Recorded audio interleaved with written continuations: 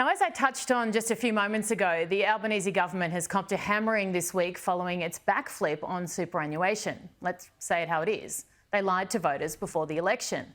The doubling of the tax rate for Australians with super balances over $3 million is a breach of trust after the government promised no changes to super during the election. Not no major changes, any changes is what the Prime Minister said.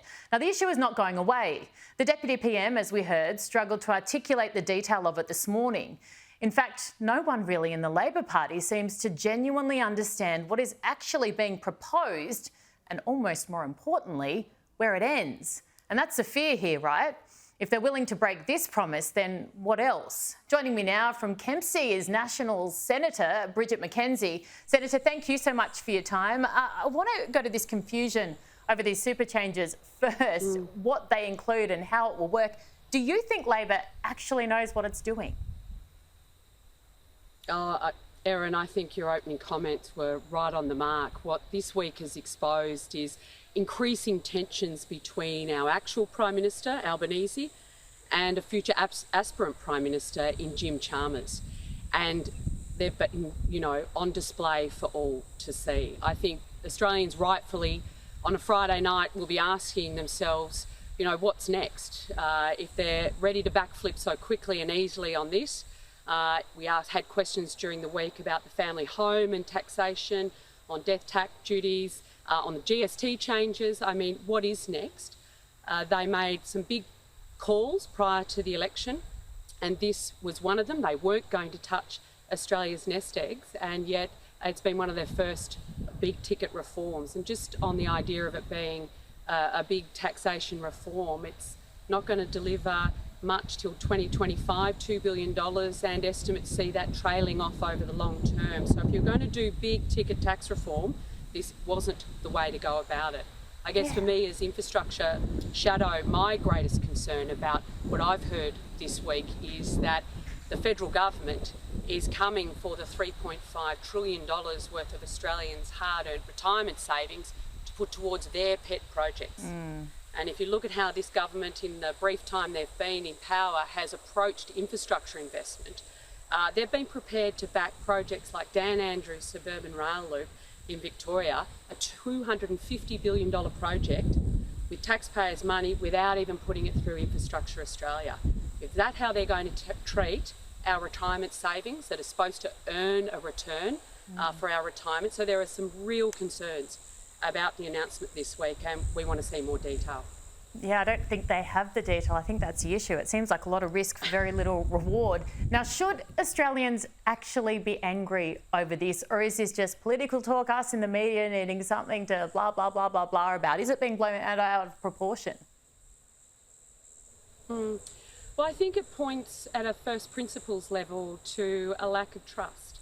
I mean, Anthony Albanese made sure he was a very small target in the lead up to the election, and he really got in on the back of the unpopularity of the former government, rather than him putting forward a large vision and an articulated reason to vote for he and his team. And now, at every turn, they are failing Australians on the big decisions. If you want to actually look at structural deficits in our budget, we need to be making the hard decisions on reforming the NDIS, on aged care funding, on getting the financial relationship between states and Commonwealth governments around health and education on some sort of parity. They're the big, tough decisions, and instead they're losing political capital left, right and centre on quite minor reform agendas such as the $2 billion. So whilst in and of itself it is what it is, it points to a lack of capability, a lack of economic credibility, and I think an increasing tension within the Labor Party, within the government, and the Prime Minister and the Treasurer's office specifically. You know what it's like as well. I mean, it doesn't just happen in the Labor Party. I think it's very clear that there is tension. They are under pressure between the three of them, the three of their most powerful leaders. You guys know what that's like, though, don't you, as well, in the Liberal Party? It's happened to you before, and in the Nationals, the coalition.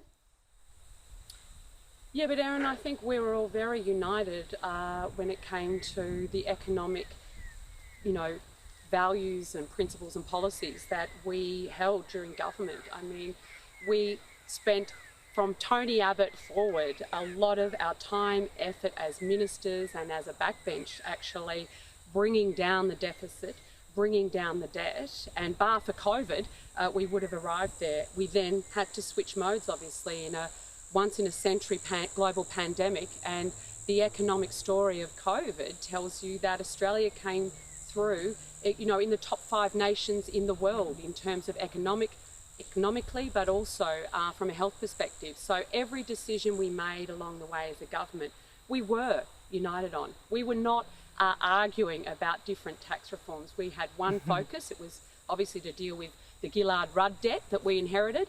And then obviously in the global pandemic, it was to protect Australia's future, which we did. Senator, very quickly before I let you go, you've been, I think, in Lismore. You've spent a fair chunk of the week there. What have you been doing and what's the situation like? Yeah, Erin, it's been a real privilege to be invited back to the Northern Rivers region by the Mayor of Lismore, Steve Craig, for their 12-month celebration and memorial services. I was able to head out to Woodburn and see the premiere of the Tinny Heroes, a documentary of those 300 locals that took to their jet skis, took to their tinnies to rescue their fellow men and women in time of need. And it was just brought the house down.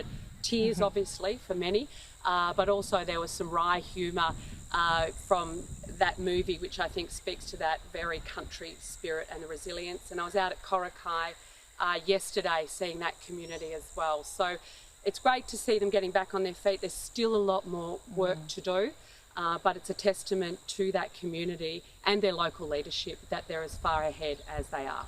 Yeah, absolutely, and good on you for spending some time there as well. They're a great community. Bridget McKenzie, Senator, thank you so much for your time. Really appreciate it.